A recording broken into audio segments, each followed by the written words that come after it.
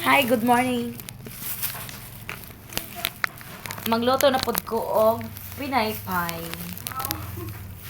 Yeah, of course, pinaypay. So, before ka maghiwa ani, dapat naka-gloves ka. For safety, cleanliness. And then, pagkaon ko harina. Siyempre, safety jud na siya kaya naka-gloves man ko. Then, naka-hairnet. Then, naka-apron para dili kay mukha ng hugaw diri sa sinina.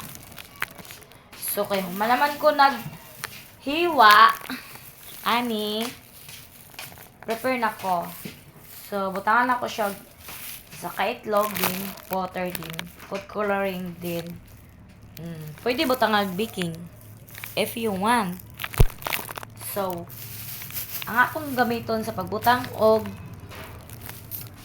tubig is distilled water. So, ano siya? Kani akong wala na hiwa is akong buhaton para ani.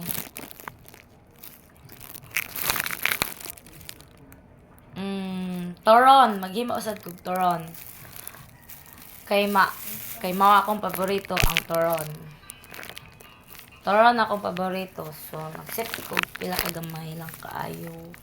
Kani for toron 1 2 3 4 5 6 7 8. Ang isa ka saging pwede nimo tungaon kung sa toron.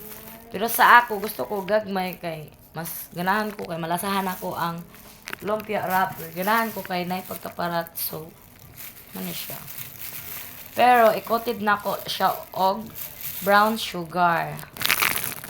Kay mas lami man.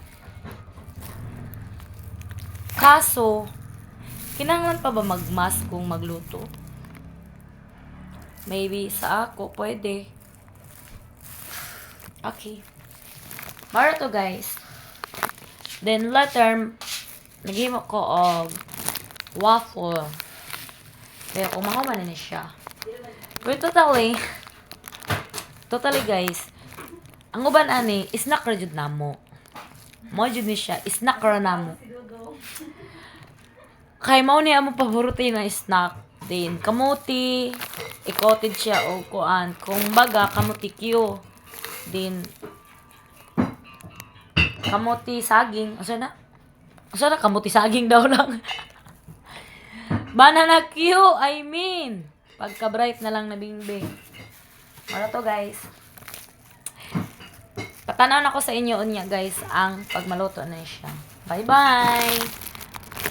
Don't forget to follow my Facebook and share and like. Thank you!